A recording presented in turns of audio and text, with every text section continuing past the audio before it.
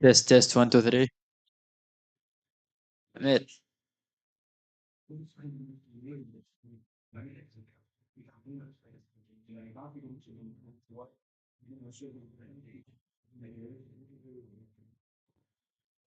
Test 1 2 3 test.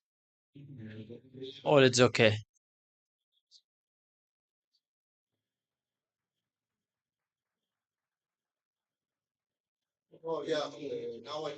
Test. Amir. Okay, what about this one? It's okay?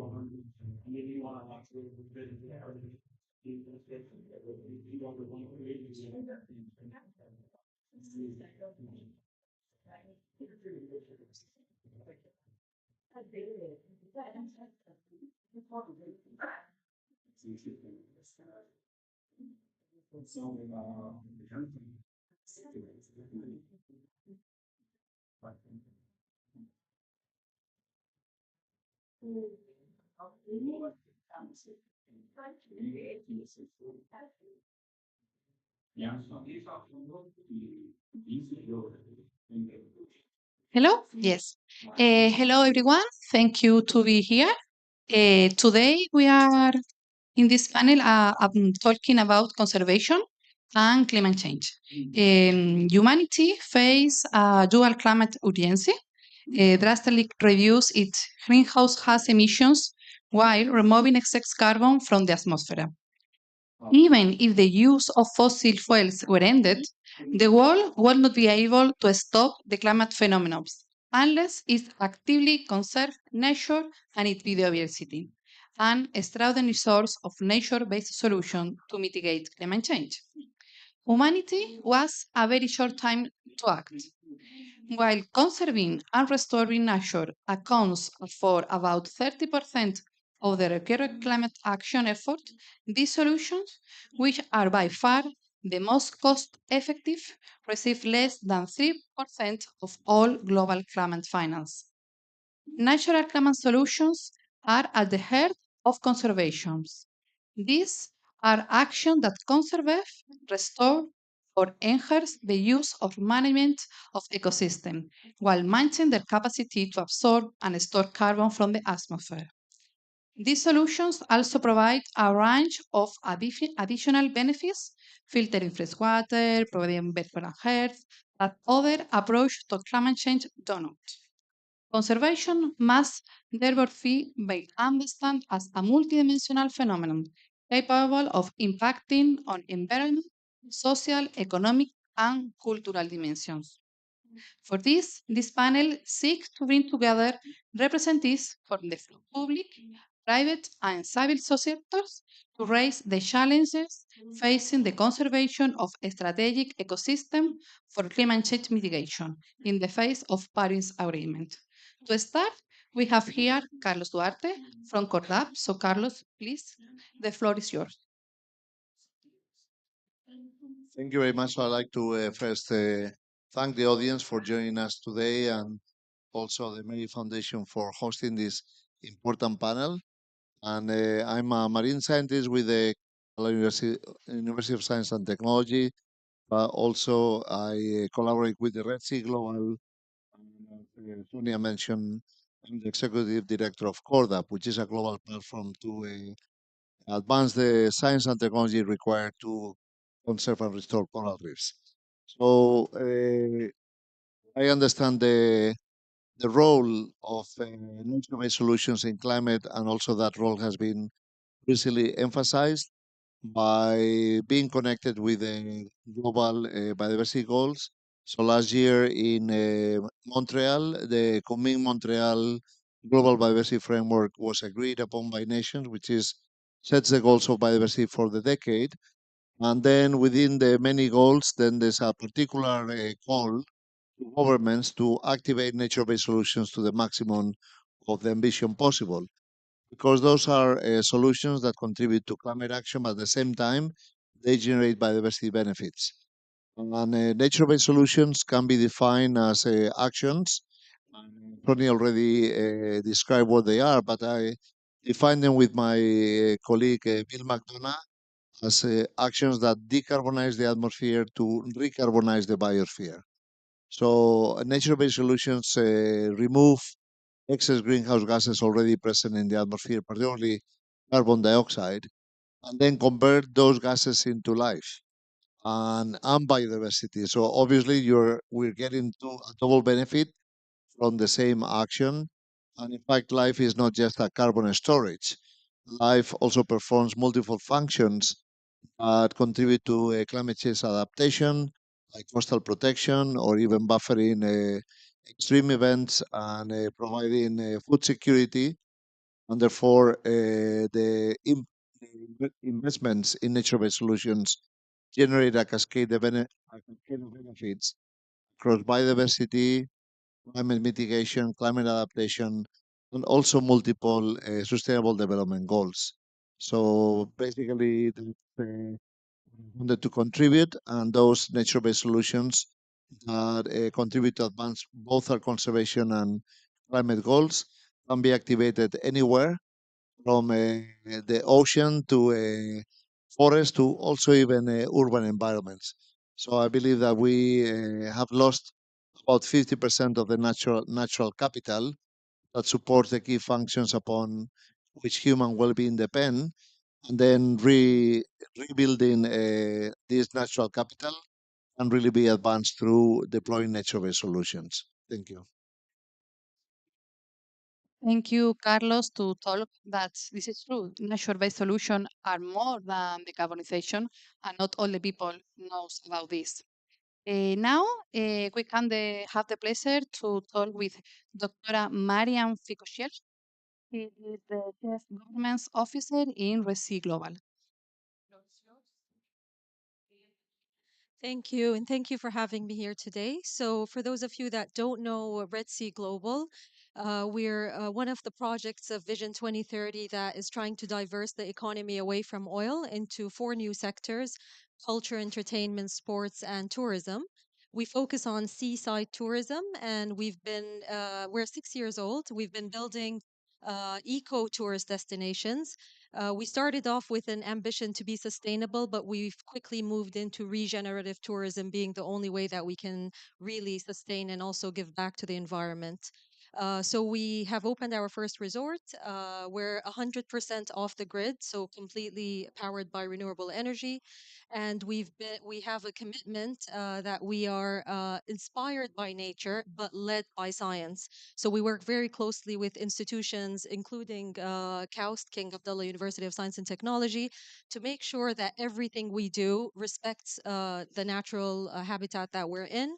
And we've also made a commitment to give back, or a commitment to, give back 30% net conservation benefit by 2040. So we're working very hard towards that goal, and we've been building coral gardens. We've planted more than 5 million plants in our nursery. We think it's the biggest nursery in the Middle East, and that's all just to green our resorts and different destinations. We also have planted 1 million mangroves so far, and plan to have about what was the number again, Carlos? You probably know it better than me. Pues, Mangroves. I think it's going to be 2 million per year for a total of 10 million before the end of the So that's yeah, 10 million. 50 million mangroves by 2030.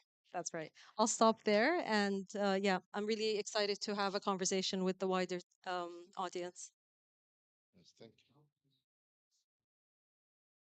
Thank you. Now we have the pleasure to have here Abdallah Mox, the Secretary of EPC. Abdallah, the floor is yours.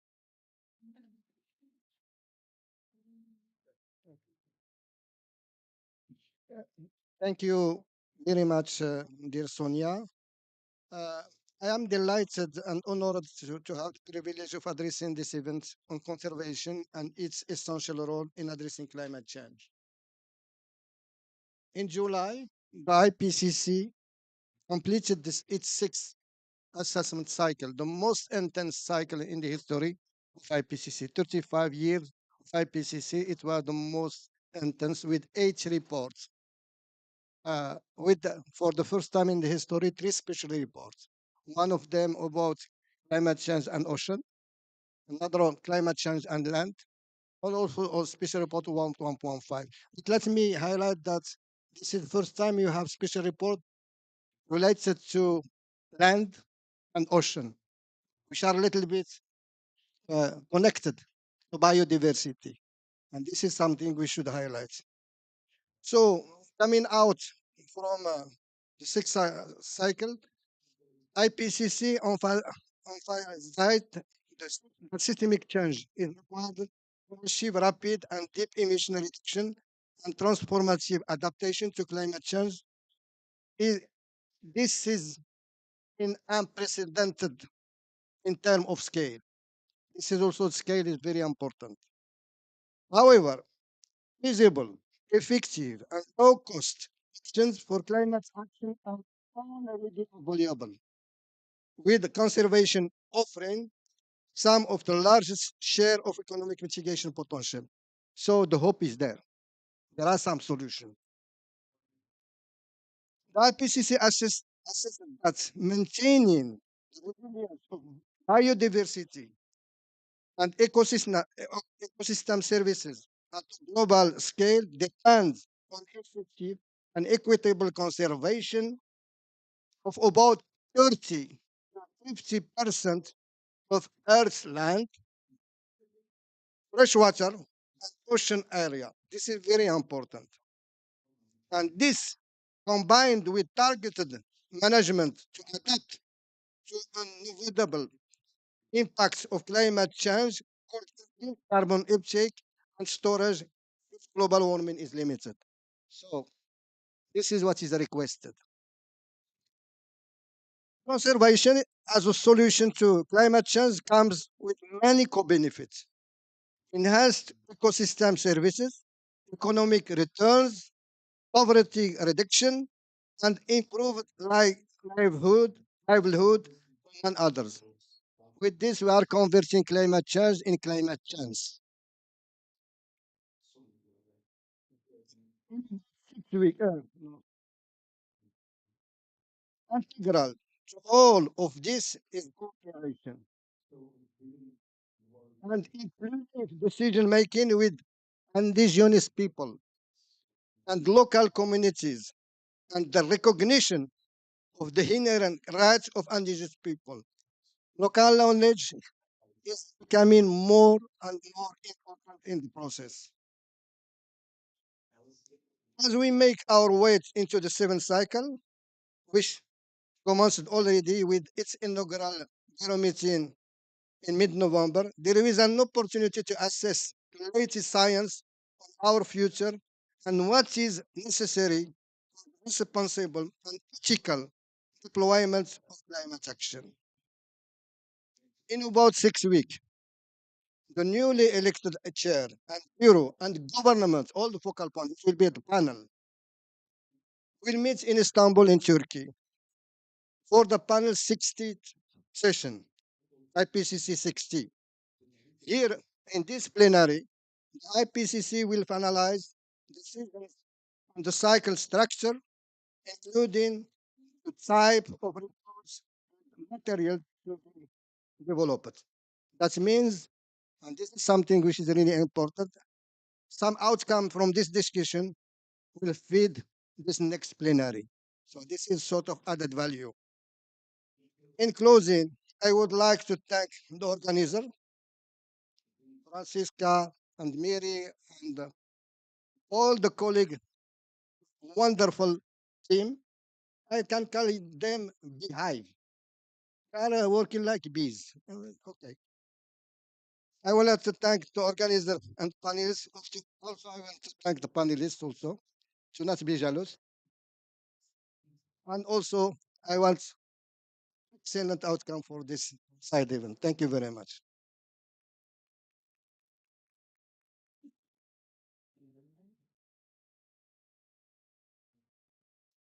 ¿Es posible que nos cambiemos de change de seat? Porque voy a hacer.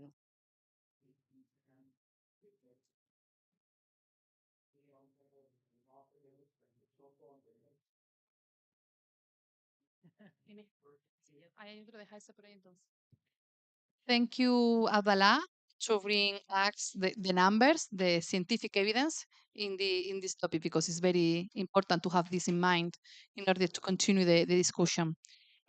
Now we will have Francisca Cortesolari. She is the executive president of Philanthropy Cortesolari. Francisca, are you ready? Yes. Muchas gracias por estar en este panel y muchas gracias a todos los que están participando. En esta oportunidad, este año, hemos querido de alguna manera también mostrar un poco el recorrido también que hemos hecho durante el tiempo. Voy a hacer una presentación y voy a mostrar un video. Vamos a partir con un video.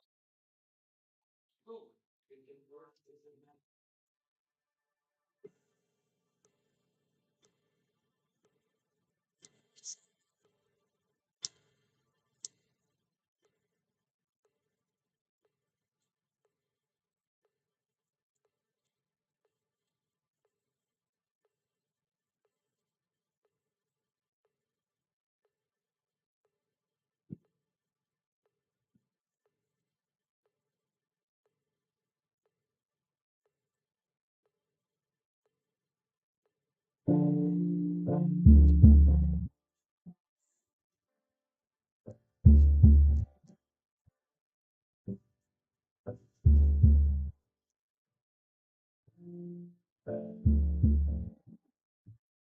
working hard as long. We shed some tears of love, love, like the tears of ignorance. When something ain't working like me, yeah. There's no one like my Lord. There's no place like my home since I was born. When I was young, the flavor is so strong. It stayed so long.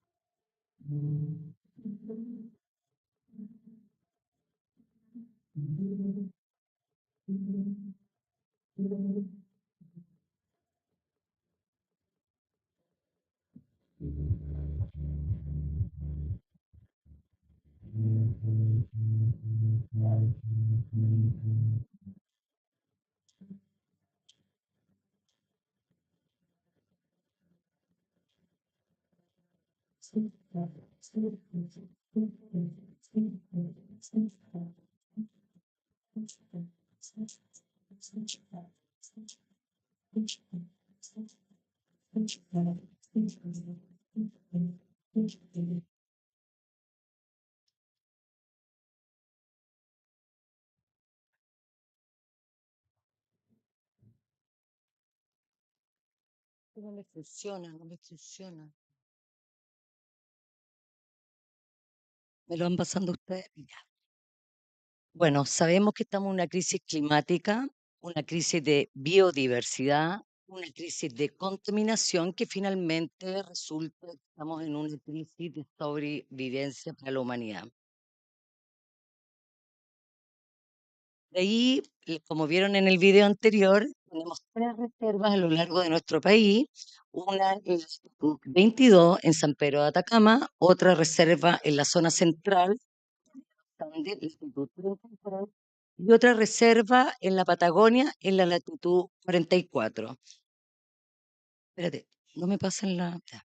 Esto ha sido de mucho valor para nosotros porque al tener estos 3 territorios tan distintos nos ha dado la capacidad de poder desarrollar un modelo que sea integral y que pueda abordar, que sea replicable en cualquiera de los lugares.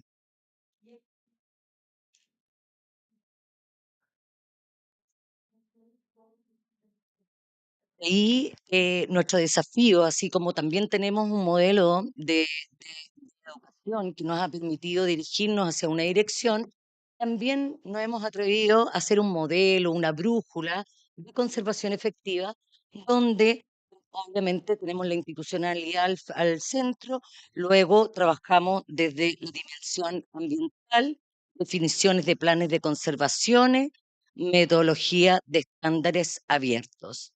Luego, desde lo social, la vinculación con las comunidades a través de programas de educación de sostenibilidad en el territorio. También abordamos la dimensión cultural porque creemos que es fundamental la conservación del patrimonio cultural intangible, que tiene que ver con los oficios, que tiene que ver con lo que no podemos ver, que también es parte fundamental del territorio. Y luego la dimensión económica, la valorización de ecosistemas marinos, terrestres, los laboratorios naturales, que esos son estas 3 reservas, y obviamente, como decía Mary, decía, ha sido muy difícil buscar la sostenibilidad económica en cada uno de los territorios y creemos también de que una de las maneras de buscar la sostenibilidad tiene que ver con el alojamiento, la pernoctación del lugar, por lo tanto, el ecoturismo es fundamental para la conservación de los territorios. Cuando hablamos de la dimensión ambiental, lo primero que hacemos es una caracterización del territorio, donde abordamos y levantamos toda la información del territorio y los habitantes y hacemos una confusión entre los habitantes y el territorio. Luego hacemos una planificación territorial. Cada reserva cuenta con estudios técnicos, con estudios base a los cuales se definen objetos de conservación, sus amenazas y las líneas de investigación que vamos a trabajar en cada uno de los territorios, que cada territorio es distinto.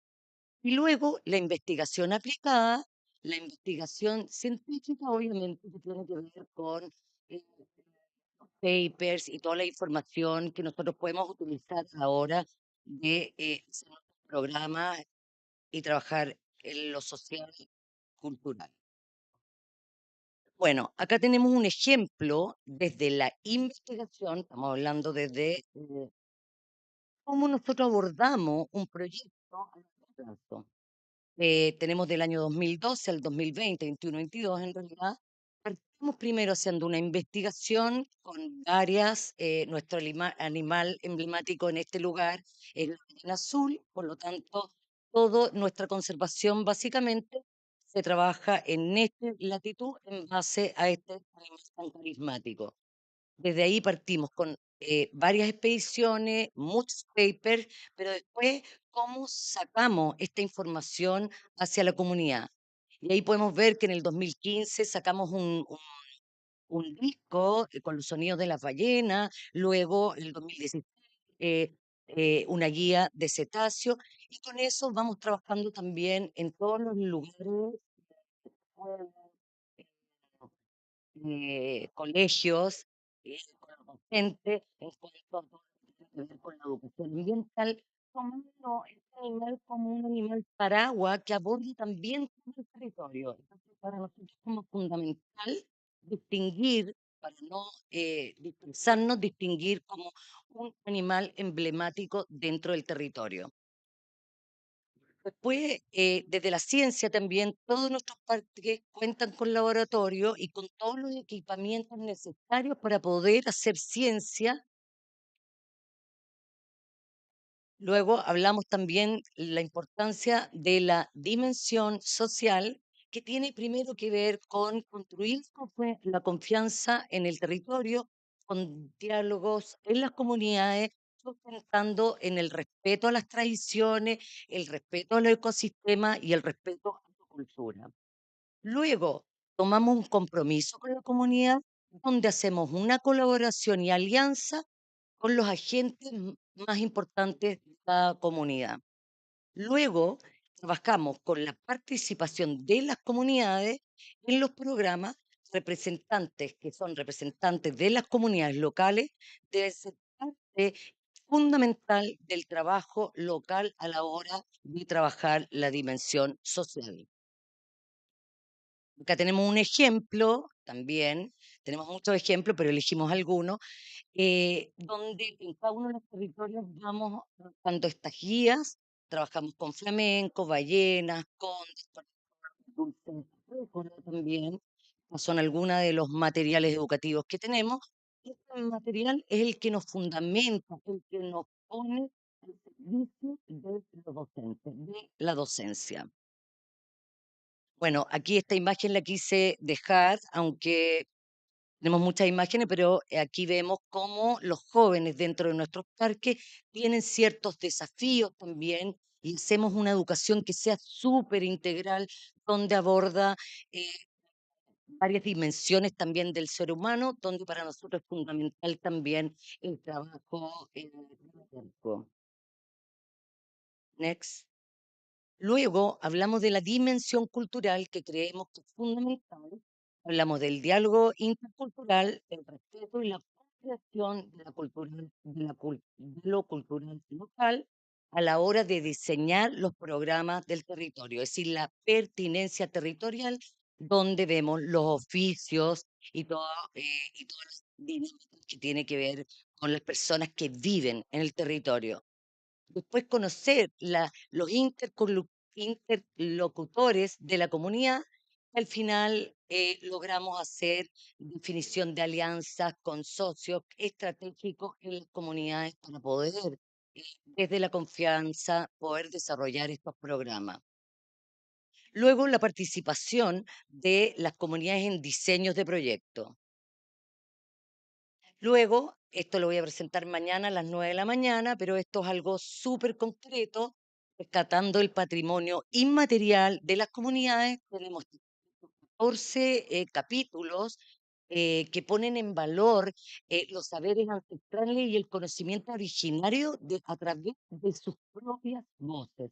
Este material incluye una guía educativa sobre diferentes oficios, por ejemplo, y aquí tenemos una representante del pueblo de Canantay, Rosa Ramos, así que muchas gracias, Rosa, por venir, y qué rico que estés acá para poder también el trabajo que hemos hecho en tu territorio.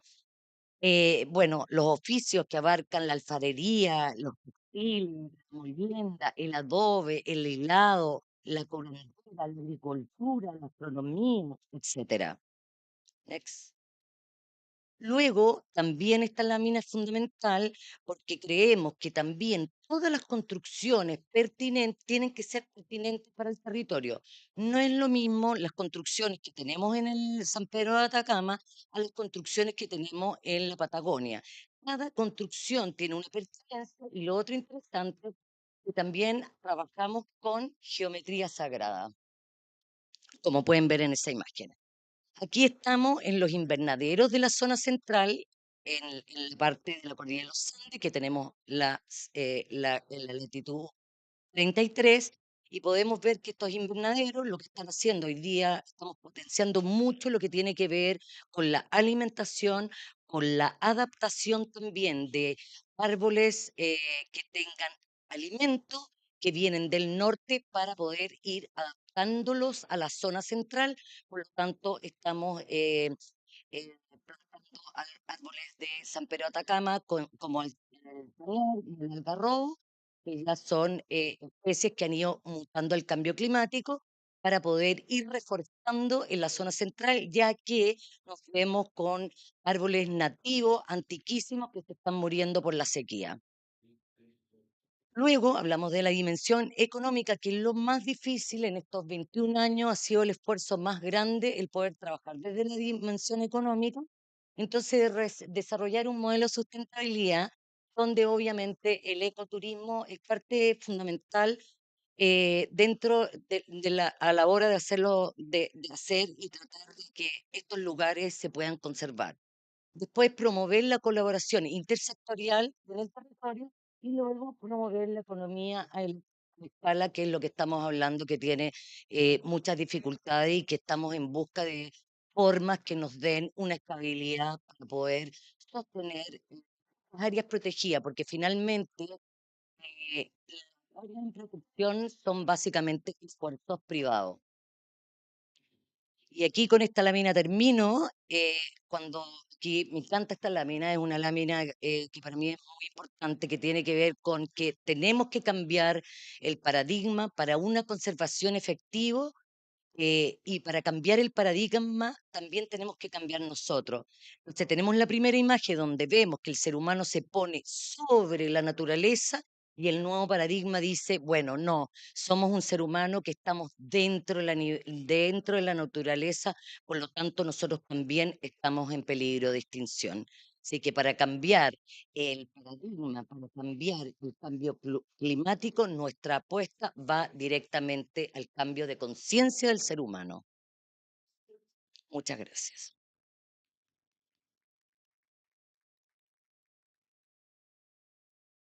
Thank you, Francisca, for sharing with us this specific model of conservation that you are doing in Chile and in the rest of the countries. Now we can listen to Cecile Sablar. She is from the Université de la Sur. Cecile. Thank you. So first, I would like to thank the organizers and, of course, for Mary Foundation for inviting me to be part of this wonderful panel. And I will take the opportunity. May I have this? Yeah, thank you. I will take the opportunity to present you some examples and to deliver also a message of hope. And I would like to present you what we have part in Nice. So Yeah, thank you. The city of Nice decided to create a new marine protected area, and it's related what Carlos said just before, that we can also have marine protected areas even in urban areas. So the situation here. So if I deliver some background, Nice is the fifth largest city in France. So of course it's a small city compared to Dubai, but still it's a fifth largest city in France, and we have the second airport also in France. So, and in yellow you have the situation here of the area of the airport, and in purple you have the port. So the Bay of Nice is between the airport and the port. So it's of course it's a huge challenge to be able to create an MPA here, because there are a lot of anthropogenic disturbance, and yet if we regard the biodiversity, so we have done a survey of the biodiversity. And in this area, we have very diverse habitats, from sandy shores to rocky shores, and we also have seagrass meadows of Posidonia, of course, but also species. And we have sea fans. We have small corals, but not. It's not a red sea, of course, but we have sea fans, huge sea fans, and we also have canyons. So we have very diverse biodiversity. We also have some endemic species. For example, here you have the dusty groupers at the first picture. Then you have the Posidonia meadows, and you have also a picture of a red coral. So that means that we have also there some nice species that we can, of course, we can protect. And the challenge will be to be sure that we have all people on board, and so it will be, of course, a co-creation. So the aim is to gather all stakeholders. So of course we have the policy makers, because the project is led by the city of Nice. But the aim is to have also all communities, of course, local communities, but we also have the fishermen. So we have small. It's about small scale fisheries, but we are working with these fishermen. We are working also with all the companies. So that means the beach resort, boat renting companies, and so on. And the idea is to gather everybody to create this MPA. And of course, we also are doing this with all scientific expertise, from hard science to social science. And at the end, of course, the aim is to promote sustainable activities. So we are, of course, dealing with fishing, sustainable fishing, but also with sustainable tourism, and as you say. And the aim also is to use this new MPA to educate people, and especially the kids. And to do that, we also have to innovate. So we are using new techniques to survey biodiversity, but we also will use new techniques uh, to have this project finance. And to end this talk, I would like to emphasize that we also have a very engaged young people. So all of these startups were created 2 or 3 years ago, and they were created by former students from Université Côte d'Azur. Two of them are dealing with marine environment. So, Eversea, for example, is a startup that is doing to create a new platform to connect marine conservation project with investors. And Innovancy is a very new startup that is using cnidarian cells to study the impact of industrial products. And last but not least, we have a startup that is working with land ecosystems. The name is Microphyto. And this startup is using natural synergies to be able to restore and to restore healthy soils. And for example, using fungi, the result of this experiment is that you can use less than 30.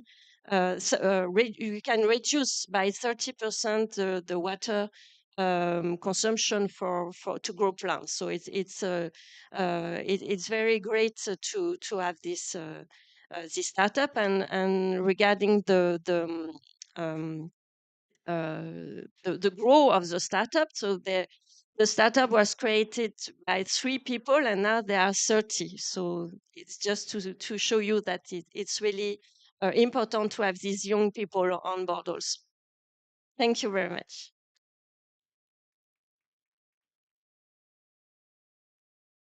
Thank you, Cecile. Now we have time for a little discussion for your, for you, but I don't know if the public, the audience, have any question, or I can do, because I have many questions for you. No one? Okay.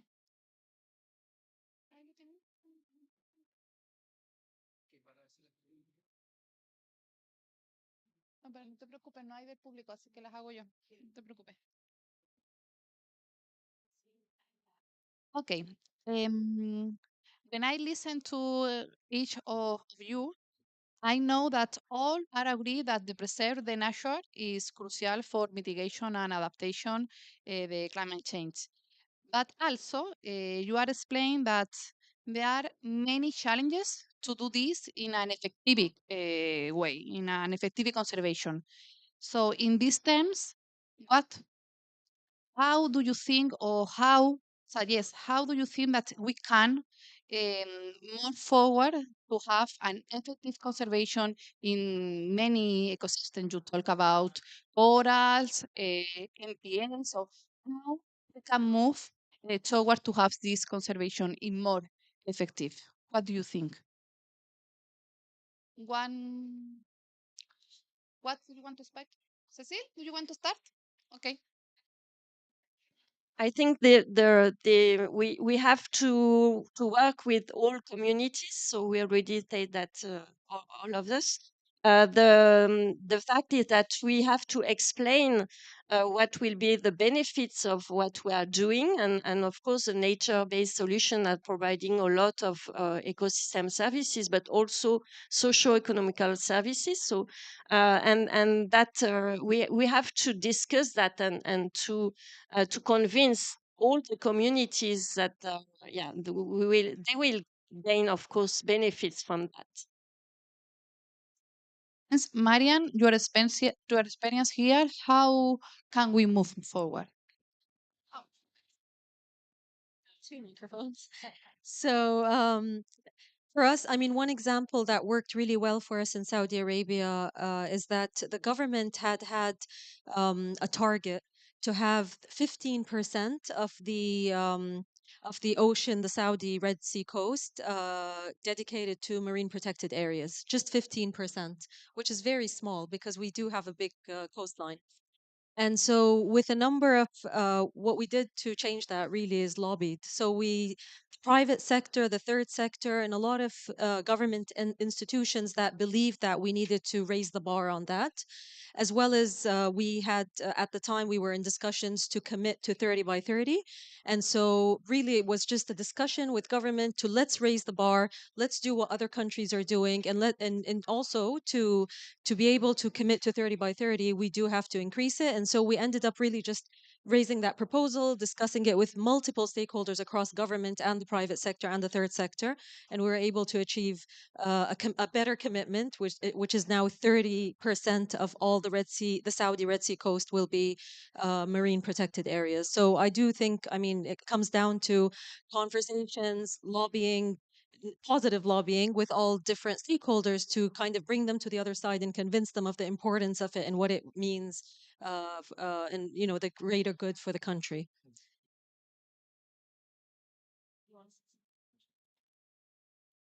So I think I saw a number of very positive examples of how to advance conservation. And there are some keywords that were mentioned. One of them is co-create. I believe so. You mentioned that you're co-creating the marine protected area list, but also in the reserves of the Mary Foundation. Then Francisca mentioned that there's also a consultation process involving indigenous groups. So they are the main owners and custodians of the territory.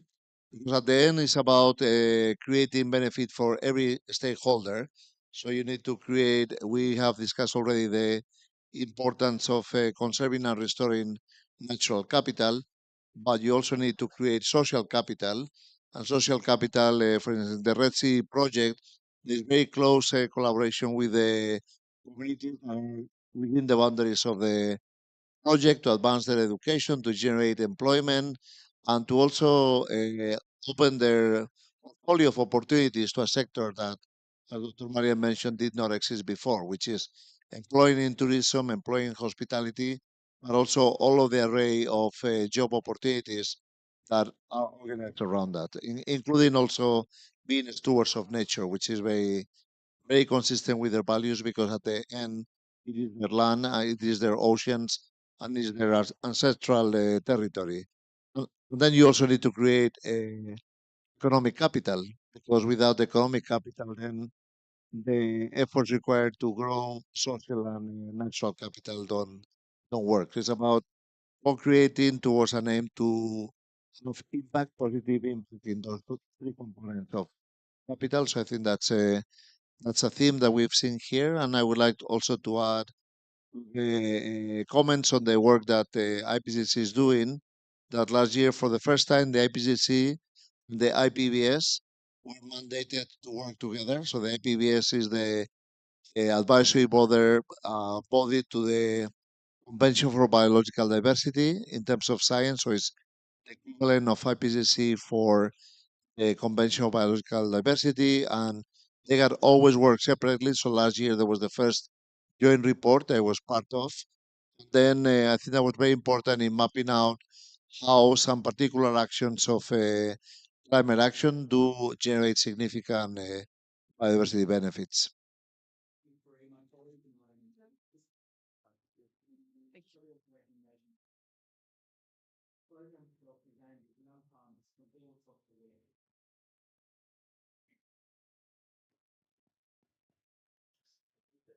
It's working.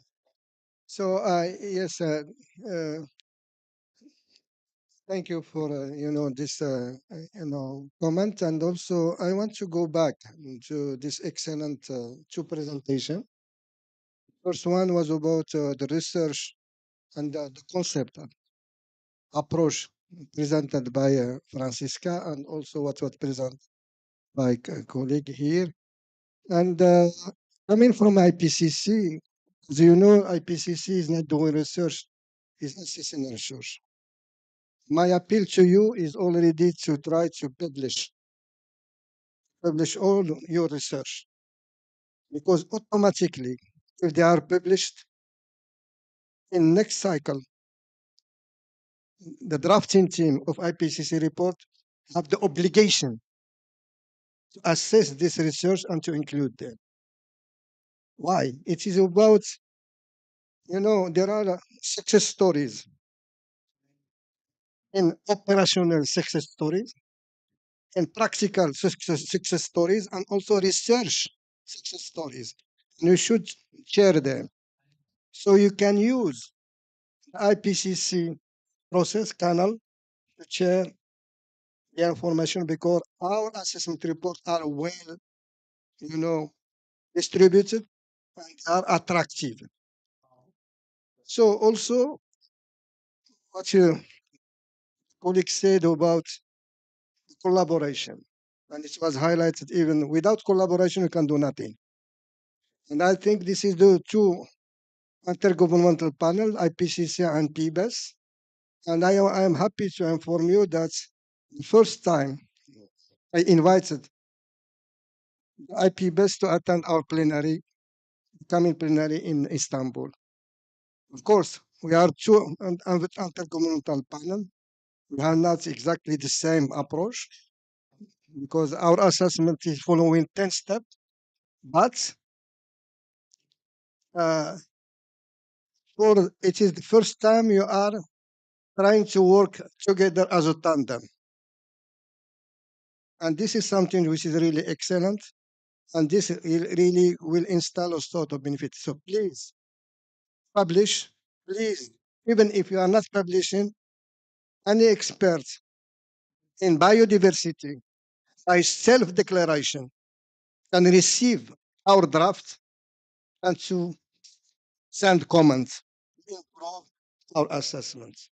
So this is what IPCC is offering, and I think we are in good track. With what I followed now, I think we are on good track. Thank you very much.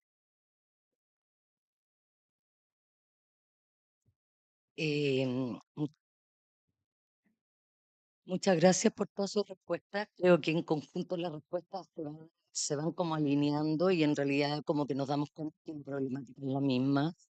Y bueno, quiero destacar de que una de las grandes diferencias de hace unos años atrás a lo que estamos viviendo hoy día es justamente este tipo de alianzas entre la sociedad civil y privada, que finalmente nos ayudan. Yo vengo del mundo de la filantropía, vengo del mundo privado y obviamente ha sido un camino, son 22 años trabajando en esto, un camino que ha sido bastante solitario. Y el poder estar aquí con socios tan importantes como el IPCC, como WMO, como la Universidad Costa Azul y como otras organizaciones, creo que eso da un tremendo valor para los que estamos de repente en un lugar muy lejano como Chile y sentirnos apoyados. Lo otro, creo de que hay que ser creativo y atreverse a buscar nuevas fórmulas, que es lo que he presentado yo hoy día. De alguna manera no es eso hace un largo trabajo para llegar a como el detalle. Solamente mostré algunas láminas, pero si empezamos a profundizar nos vamos a dar cuenta de que en cada uno de los niveles que hablamos, desde lo social, desde lo cultural, desde lo económico y de lo natural, hay proyectos que básicamente, bueno, en realidad, ¿cómo tomamos todas estas dimensiones finalmente para que los proyectos sean exitosos? Personalmente, dentro de la fundación, como equipo, para nosotros, el poder tener este tipo de apuesta, de modelo de trabajo, nos ha servido para poder conservar 3 territorios tan distintos como les comentaba anteriormente. Y creo también destacar que el problema más grande que hoy día tenemos en conservación es dificultad para poder conservar y ahí cómo integrar nuevas políticas públicas, nuevas formas para que haya más personas que estén interesados en la conservación, porque conservar es muy caro económicamente. Los territorios están, las instalaciones están, está la inversión. El tema es cómo se conserva en el tiempo estas instalaciones. Y esa es la problemática que nosotros vivimos y la pongo acá como algo a pensar, a, mm, a evaluar en el fondo, que creo que es interesante para futuro tomarlo en cuenta. Gracias. Eh, yo quería hacer una última aportación felicitando a Francisca Cortés Solari y a la Fundación Meri, porque yo justo antes de estar aquí estuve en el desierto de Atacama y allí tuve oportunidad de conocer algo sobre el proyecto que están desarrollando sobre conservación de flamencos. Y en realidad la situación en la que estaba yo era explicar que ese área donde se está llevando a cabo el proyecto de conservación de flamencos resulta que es lo que se conoce como el triángulo de litio, de donde viene prácticamente el 40% de todo el litio global necesario para la electrificación del planeta, las baterías, etcétera, vienen justo del mismo hábitat donde se encuentran las 3 especies de flamenco, que además no están allí solas, sino que también hay un contexto humano y pueblos indígenas que dependen de esos recursos hídricos, y entonces ahora mismo hay un conflicto entre el acceso a los recursos hídricos en el desierto más seco y extremo del planeta, entre derechos de agua históricos de los pueblos indígenas, la necesidad de mantener ecosistemas acuáticos para las especies emblemáticas como el flamenco y por otro lado la creciente apropiación de agua para la extracción de litio. Entonces tenemos que pensar que la solución del cambio climático no se encuentra solamente en la electrificación, porque en el fondo la electrificación, si no se desarrolla de forma responsable, puede generar impactos importantes sobre la naturaleza, como estamos viendo en el caso de ese ecosistema tan frágil que es el de Atacama y los pueblos indígenas que los habitan. Así, felicidades a Francisca de nuevo por el esfuerzo que están haciendo en ese punto que no está lejano, sino que está en el centro de la electrificación del planeta. Well, thank you. Unfortunately, we are already at the time to close the discussion.